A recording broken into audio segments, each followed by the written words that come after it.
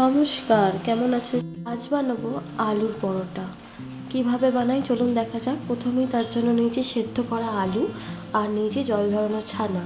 ছানা আর আলু সেদ্ধটাকে খুব ভালো করে মেখে নিতে হবে।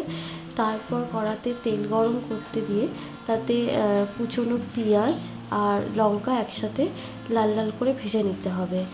ভাজা হয়ে গেলে আমি দিয়ে দেবো হাফ চামচ আদা বাটা আর হাফ চামচেরও কম রসুন আর কাঁচা লঙ্কা একসাথে বাটা নিয়ে সব কিছু একসাথে ভালো করে ভাজা ভাজা করে নেবো। রসুনের গন্ধটা ওতে চলে যাবে। তারপর হয়ে গেলে আমি সেদ্ধ করা আলু আর ছানা যে মেখে রেখেছিলাম মিশ্রণটাকে দিয়ে দেবো। দিয়ে খুব ভালো করে সব কিছু একসাথে মিশিয়ে নেব।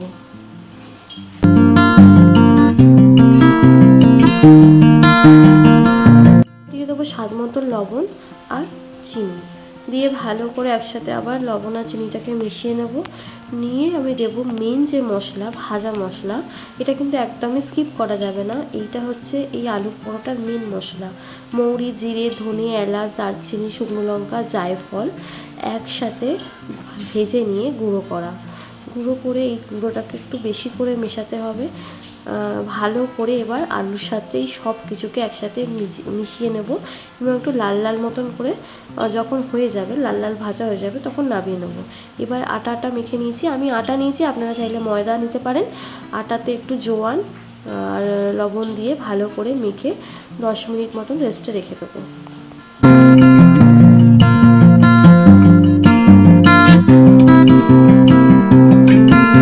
এবারে আমি পুর ভরে একটা একটা করে পরোটা ভেজে নেব।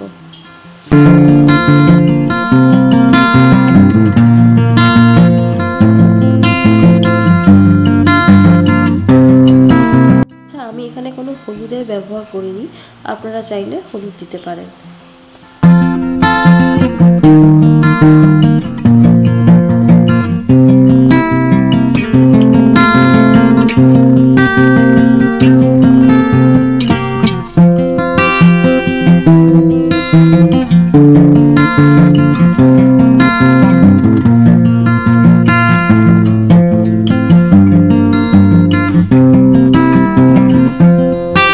সকালের জলখাবারে, বাচ্চার টিফিনে বা রাত্রিরের ডিনারে খুবই ভালো লাগে খেতে।